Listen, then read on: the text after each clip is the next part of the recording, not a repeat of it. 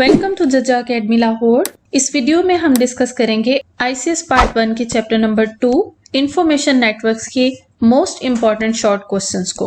What is groupware? Groupware ऐसे software को कहते हैं जो वर्क ग्रुप कंप्यूटिंग में यूज होते हैं। वर्क ग्रुप कंप्यूटिंग ऐसा एनवायरनमेंट है जहां पर लोग मिलकर काम करते हैं। Researchers can use it to share information. What is email? Give two uses of email. Email stands for electronic mail and it is used to send and receive messages all over the world in a short time. Differentiate between uploading and downloading. Process of transferring a file from local computer to remote computer. यानी local computer से किसी file को transfer करना internet पर। Remote computer कहते हैं distant computer, यानी जो कंप्यूटर आपसे दूर पड़ा हो, डिस्टेंस पे पड़ा हो। इसकी एग्जांपल है सर्वर, जैसे जीमेल सर्वर है, याहू सर्वर है एंड सो ऑन। डाउनलोडिंग कहते हैं process of transferring of a file from remote computer, यानी इंटरनेट से लोकल कंप्यूटर पर फाइल को ट्रांसफर करना is called downloading. Right essential components of computer system. Network components हैं communication media, network interface card NIC जिसे कहते हैं, bridge, gateway और router. All these are essential components of a computer network. What is the use of repeater? It is used to boost the signals. Suppose करें कि source से destination पर ये signals जो हैं वो ट्रैवल कर रहे हैं, तो समटाइम्स यूँ होता है कि सिग्नल्स यहाँ तक पहुंचने के बाद वीक हो जाते हैं, वो आगे ट्रेवल नहीं कर पाते, इसलिए यहाँ पर रिपीटर लगा दिया जाता है जो कि उन सिग्नल्स को डेस्टिनेशन तक मूव करवाने में हेल्प करता है। It transmits signals beyond the limit of communication media. How ISDN is different from DSL? ISDN stands for Integrated Services Digital Network and DSL stands for Digital Subscriber Lines.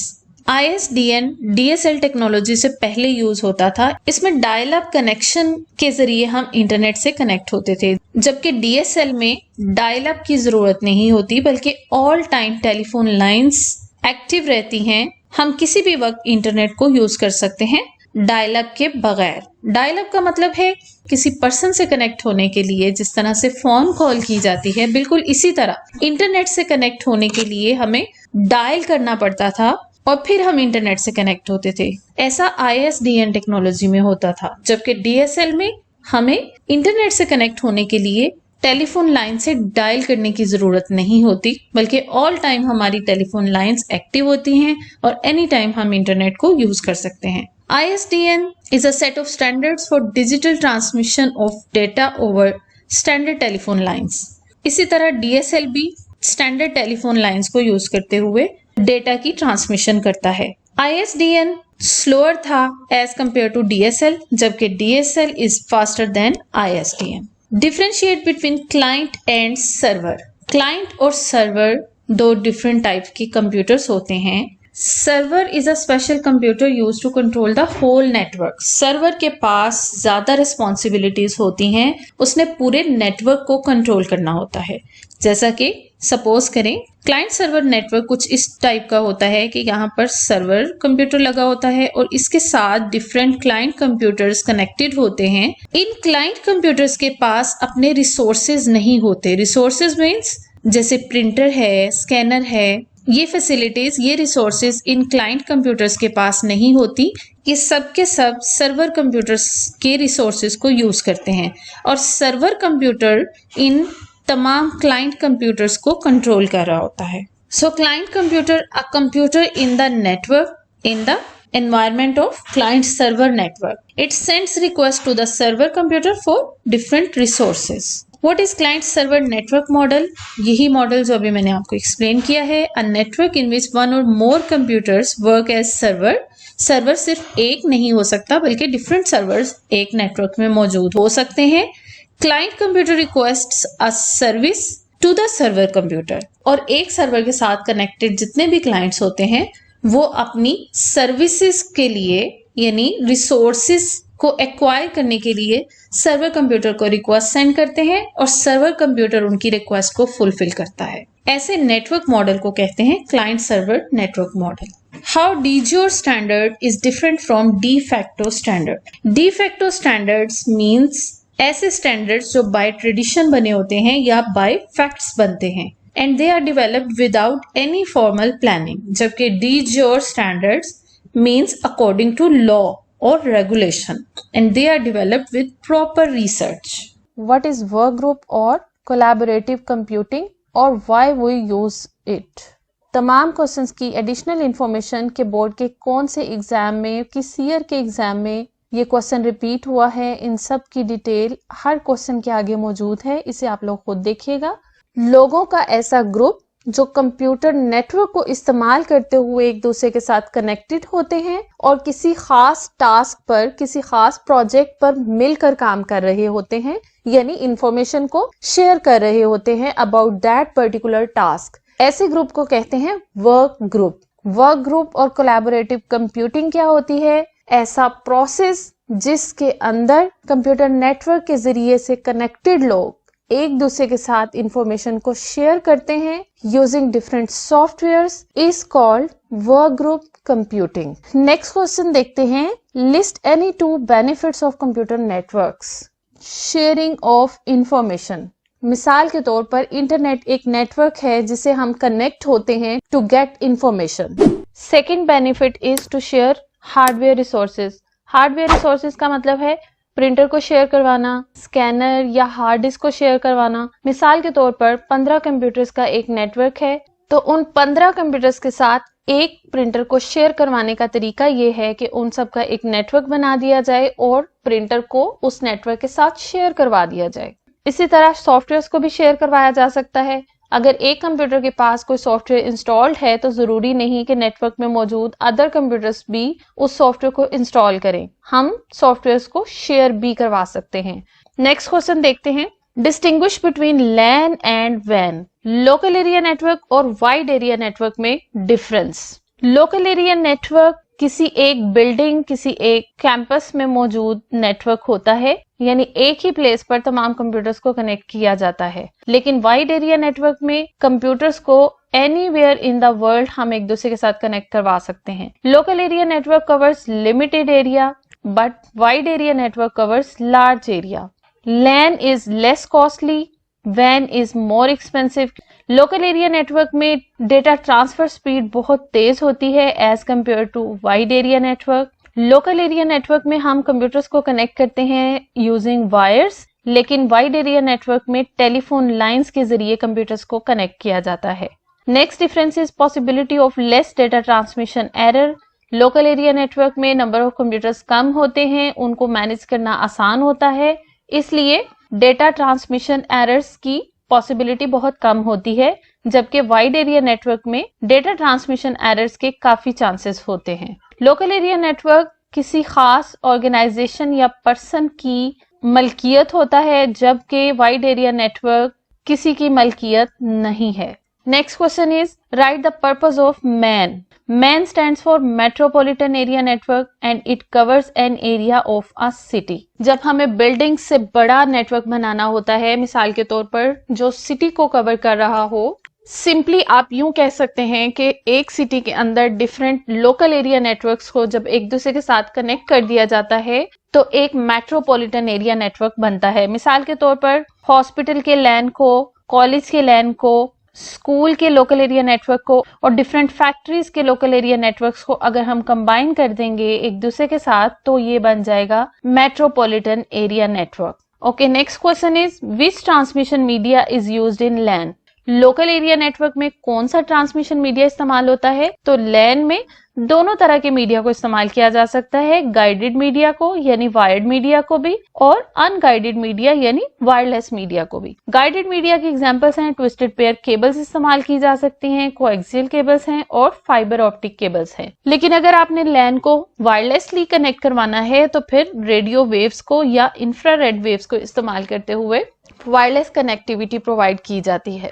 Next question is what is NIC, Network Interface Card? It is used to connect a computer to local area network and it is installed in expansion slot on the motherboard. NIC card को Ethernet card भी कहते हैं और LAN card भी कहते हैं। NIC के different names यहाँ पर गिवन है। नेटवर्क इंटरफेस कंट्रोलर भी कहते हैं, इसे नेटवर्क अडेप्टर भी कहते हैं और LAN अडेप्टर भी कहते हैं। नेटवर्क इंटरफेस कार्ड भी 2 तरह का होता है। Next question is write 2 uses of bridge in network. Bridge is a connecting device and it is used to connect to similar networks. Similar networks का मतलब है लोकल एरिया नेटवर्क को local area network के साथ connect करना, man को man के साथ कनेक्ट करना, लेकिन जहां हमें डिफरेंट नेटवर्क्स को कनेक्ट करवाना हो वहां पर ब्रिजेस को इस्तेमाल नहीं किया जाता।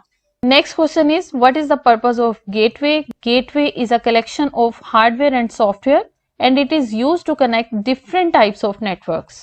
Different types means LAN को connect अगर करवाना हो MAN के साथ, वहां पर gateway इस्तेमाल होगा। इसी तरह WAN को LAN के साथ कनेक्ट करवाने के लिए या MAN को WAN के साथ कनेक्ट करवाने के लिए हमें जरूरत पड़ती है gateways की। Next question is, state the purpose of router. Router can connect similar networks as well as different networks. Routers are used when several networks are connected together. Routers भी 2 तरह के होते हैं, wired routers जिनमें हम तारों के जरिए कनेक्टिविटी करवाते हैं और wireless routers बगैर तारों के यानी सिग्नल्स के थ्रू कम्युनिकेशन करवाने के लिए। नेक्स्ट क्वेश्चन देखते हैं, right basic purpose of terminal. जब हम अपने पीसी को या पर्सनल कंप्यूटर को नेटवर्क का एक पार्ट बना देते हैं तो उस कंप्यूटर को कहते हैं टर्मिनल। ऐसे कंप्यूटर्स को नोड भी कहा जाता है और टर्मिनल भी कह सकते हैं। और इसका पर्पस क्या होता है? It is used to send data और commands to other computers over the network. Next question है, write the names of 3 LAN protocols. Local area network के प्रोटोकॉल्स कौन कौन से हैं? 3 प्रोटोकॉल्स के नाम बताएं। ईथरनेट है, टोकन रिंग है और ARC नेट है। Define ARC net protocol. ARC net stands for attached resource computer network. It is also a type of LAN protocol. ARC net काम करता है स्टार टोपोलॉजी पर। ऐसे नेटवर्क जहां पर ARC नेट काम करता है उस नेटवर्क की डिवाइसेस को ट्विस्टेड पेयर केबल्स या कोएक्सियल केबल्स के जरिए से कनेक्ट करवाया जाता है और इसकी स्पीड होती है अप टू 2.5 मेगाबिट्स पर सेकेंड। नेक्स्ट क्वेश्चन है, define network topology. Network topology कहते हैं physical arrangement of devices in a network. एक नेटवर्क में कंप्यूटर्स को या डिवाइसेस को किस शेप में किस तरह से अरेंज किया गया है, इस अरेंजमेंट का नाम है network topology. There are different types of network topologies. For example, bus topology, star topology, ring topology, tree topology, and mesh topology. Next question is, what is bus topology and why terminators are used in bus topology? एक central bone जिसे communication channel भी कहते हैं और इसे बस भी कहते हैं, इसीलिए इस टोपोलॉजी का नाम है बस टोपोलॉजी। इस सेंट्रल बस के साथ डिफरेंट नोड्स या डिफरेंट कंप्यूटर्स को कनेक्ट करवाया जाता है और इस सेंट्रल बोन के एंड्स पर 2 टर्मिनेटर्स होते हैं।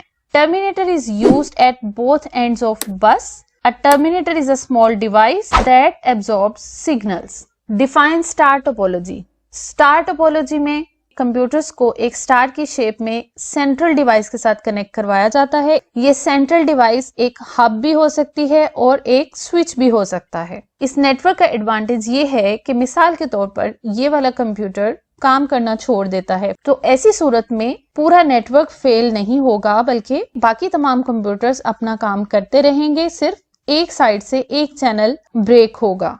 सेकेंड एडवांटेज ये है कि it is a very flexible network. आप किसी भी नोड को अटैच कर सकते हैं, किसी भी नोड को आप डिटैच कर सकते हैं। लेकिन इसका डिसएडवांटेज क्या है कि अगर सेंट्रल डिवाइस ही काम करना छोड़ दे तो तमाम नेटवर्क काम करना छोड़ देता है। ओके, नेक्स्ट क्वेश्चन देखते हैं, define the term token in topology. Token is just like a ticket. जिस नोड के पास एक टोकन है, it can send information to the other computer over the network. अब ये कंप्यूटर अपनी इंफॉर्मेशन सेंड करने के बाद टोकन को रिलीज कर देगा और नेक्स्ट कंप्यूटर जो भी कम्युनिकेट करना चाह रहा होगा उसे ये टोकन पास कर दिया जाएगा और फिर वो कंप्यूटर अपना मैसेज सेंड करेगा नेटवर्क पर। नेक्स्ट क्वेश्चन देखते हैं, which 2 topologies are combined to make tree topologies. How tree topology is constructed, कि ट्री टोपोलॉजी को कैसे बनाया जाता है। तो answer is, tree topology combines the features of bus topology and star topology. Different star networks are connected to a central bus.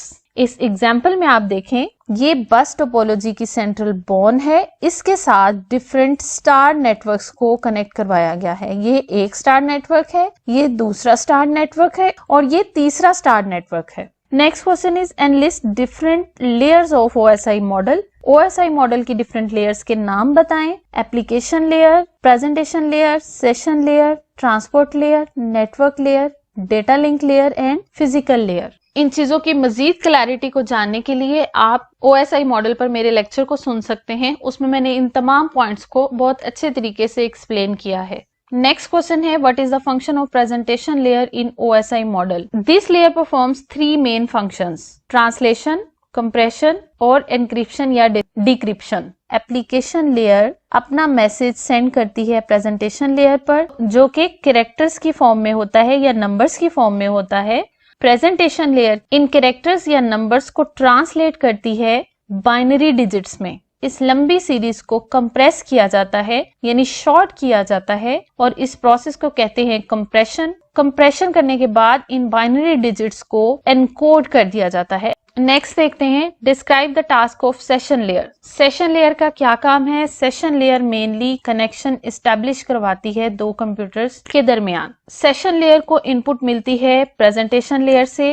पहली layer की जो आउटपुट होती है वो सेकंड लेयर की इनपुट के तौर पर काम करती है। इसी तरह सेकंड लेयर अपना काम करने के बाद अपनी आउटपुट को as an input next layer पर सेंड करती है and so on, last layer तक मैसेज ट्रेवल करता है।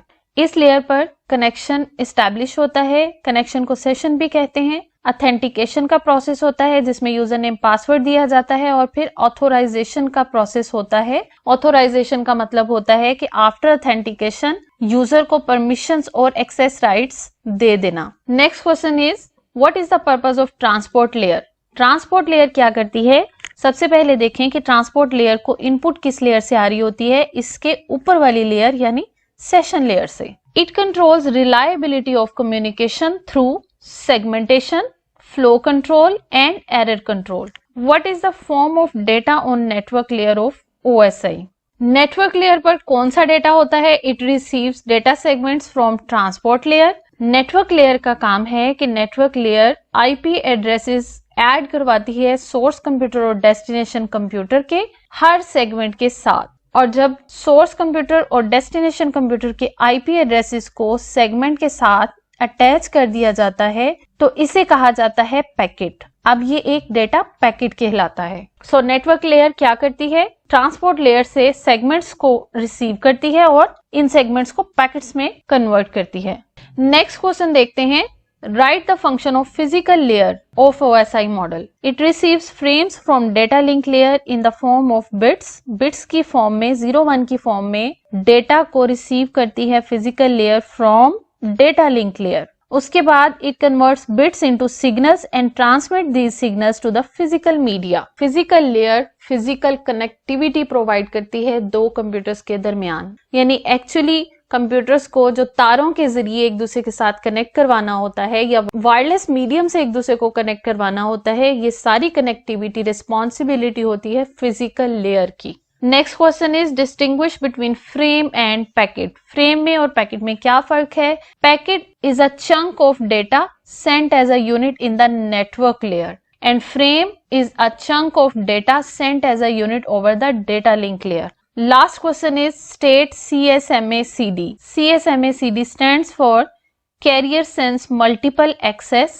CD stands for Collision Detection. देखें, हमने डिस्कस किया कि जब दो या दो से ज्यादा कंप्यूटर्स एक ही वक्त में अपना मैसेज सेंड करने की कोशिश करते हैं तो मैसेजेस में कोलिजन आ जाता है। मैसेजेस एक दूसरे से टकरा जाते हैं और इंफॉर्मेशन लॉस का खतरा होता है। तो इस चीज को इंश्योर करने के लिए कि एक वक्त में एक ही कंप्यूटर अपना मैसेज सेंड करेगा कम्युनिकेशन मीडिया पर, CSMA-CD का इस्तेमाल किया जाता है। अब CSMA-CD क्या करता है? Before transmitting data it detects whether the network is already in use और नॉट। अगर नेटवर्क ऑलरेडी बिजी है यानी पहले से वो मैसेज की डिलीवरी में मसरूफ है तो फिर नेक्स्ट मैसेज को सेंड नहीं किया जाता। जैसे ही नेटवर्क फ्री हो जाए तो नेक्स्ट कंप्यूटर को इजाजत दे दी जाती है कि अब वो अपना मैसेज सेंड कर सकता है। यहाँ पर एंड हुए तमाम important short questions. Thank you for watching. अगर किसी क्वेश्चन की समझ नहीं आती तो आप कमेंट सेक्शन में अपना क्वेश्चन लिखकर मुझसे पूछ सकते हैं।